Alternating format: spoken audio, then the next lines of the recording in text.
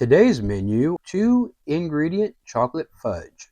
But first, our Bible verse of the day, Romans 6:23. For the wages of sin is death, but the gift of God is eternal life in Christ Jesus our Lord. Amen. Today on our 2-ingredient fudge, you're going to use 12 ounces of chocolate chips. We're using semi-sweet chocolate chips and a 14-ounce can of sweetened condensed milk. You can always mix these together in a microwave-safe bowl. Microwave it about 30 seconds to a minute at a time. Continuously stir until it's melted and combined. Squatch and I, we don't use microwaves, so we're going in with our chocolate chips, in with our condensed milk, and make sure that you do have something to get all that condensed milk out of there. You don't want to leave any of that goodness behind. And then what we're going to do is we're going to put our stove top to about medium, which is 6 on our stove, maybe different on yours. And we're going to let this melt and come together while continuously stirring. You do not want to go too high on your heat, get excited and be in a rush. You will burn it up, and you don't want to do that, and you do not want to walk away. Continuously stir it, and once we start getting to the point that we're ready for, we'll be back to transfer it to our 8x8 pan with parchment paper lining, and we'll be right back after this commercial break. On today's episode of Coffee Talk, things get bittersweet. Are those the cookies we're supposed to review for the show today? Yes, they were delicious. Your voice makes my teeth hurt. Good. Then you won't be wanting any of those cookies. Those cookies are for the dogs that will be here in 5 minutes. Once all your chocolate has melted and everything is thoroughly combined into one consistency, just going to take it and go straight into our fudge pan.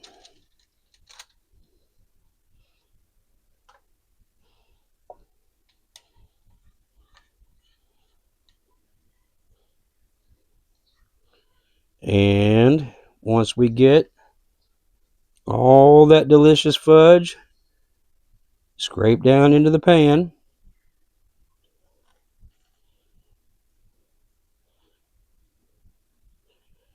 we're just going to take it, make sure it's nice and leveled out. Now that's going to be crunchy and messy. I don't suggest you do that, but Squatch will pop that off and eat it. Give it a little tappy tap, a little bit of a spread.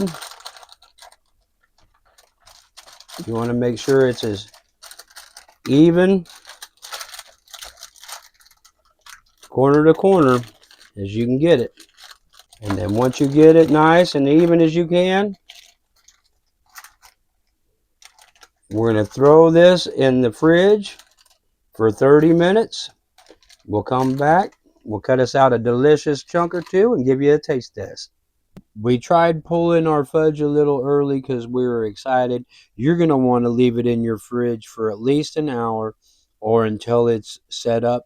Or you can throw it in the freezer for about a half hour, 20 minutes to half hour, and it should be nice and good. We're going to go ahead and pull it up out of our pan, and it will release from the sides. And all of this nice flaky fudge is going to be for the squatch. And then you should release nice and clean from your parchment paper.